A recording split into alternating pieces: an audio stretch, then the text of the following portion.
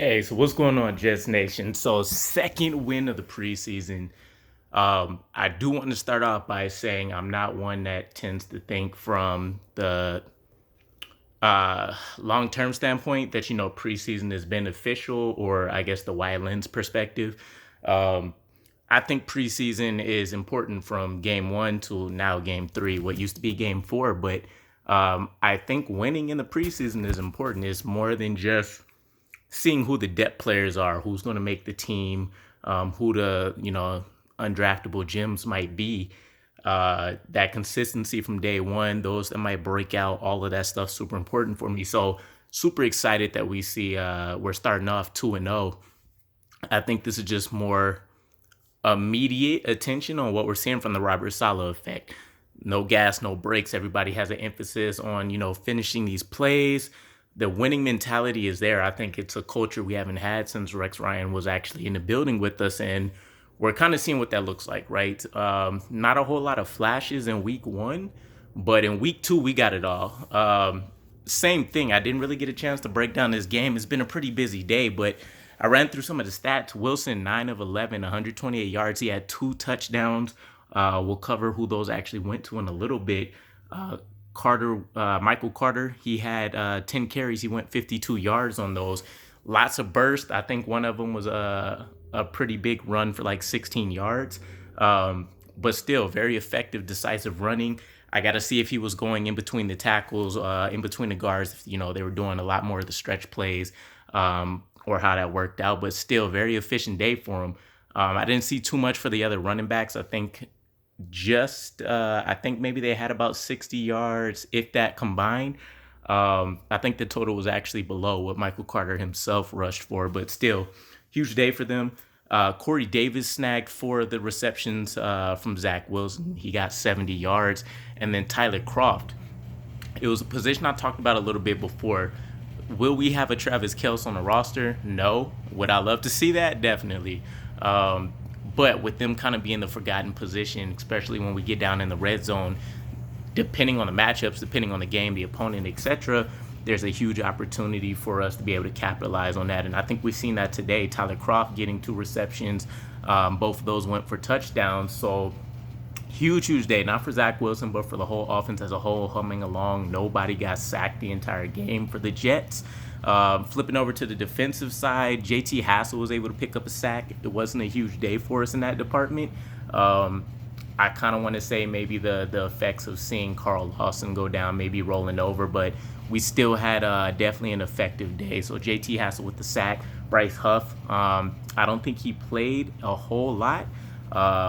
At least from what I've seen. Again, I'll check out what the highlights and the actual footage looks like if we can get our hands on it. But Bryce Huff was able to get in there for a quarterback hit. And then aside from that, as a team, we were able to get in the backfield quite a bit. 5 tackles for loss.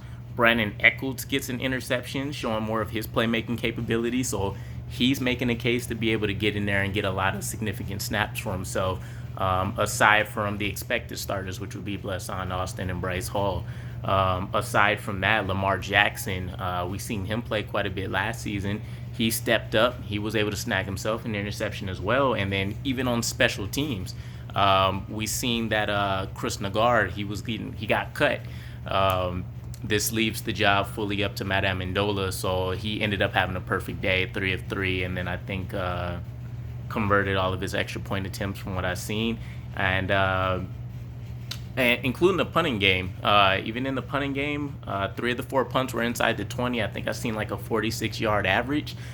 So it was really like a full team effort, which is one of the most important things that I like to see about the team.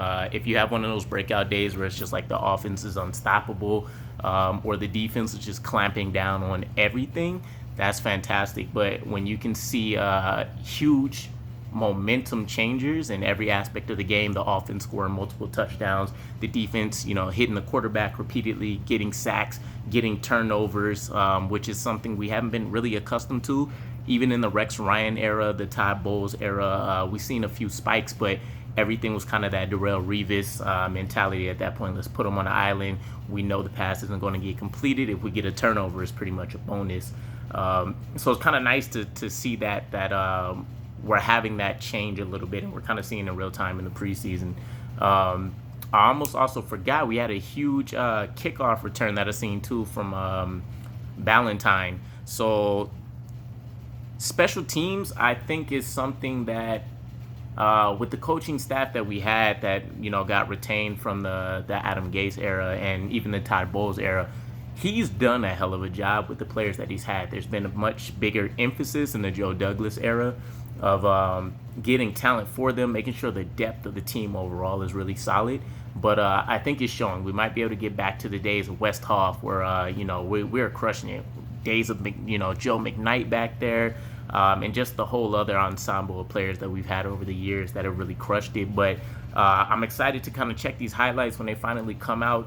I might end up having to get a Game Pass or something to see these games, but go Jets is really good to see. I'm hoping we get a lot more of these celebrations in the regular season when they really count. But it's awesome to see that we're getting back to the winning ways, even if it is preseason. Even if we're not seeing a lot of the starters on our end, it shows that we're capitalizing on the advantages that are coming into play. So there's more to come. I know Denzel Mims didn't really suit up, from what I understand, still kind of nursing the leg injury I think that he had. And there's a whole other arguments to be made about why we shouldn't be excited. But you know what? You got to celebrate the little things. And as much as what Robert Saleh and the entire company has pretty much said, it's the little things that matter. Are you doing the little things right consistently that will have those big effects long term? And I think it's definitely proven that that's the case. But let me know who you guys think really stood out. Let me know anything that jumped off if you guys happen to check out the game. Otherwise, we'll probably have a breakdown later. If not, I got some more content that'll be coming out in the days. But appreciate all the support. And again, I'm looking forward to seeing what you guys peep from the game.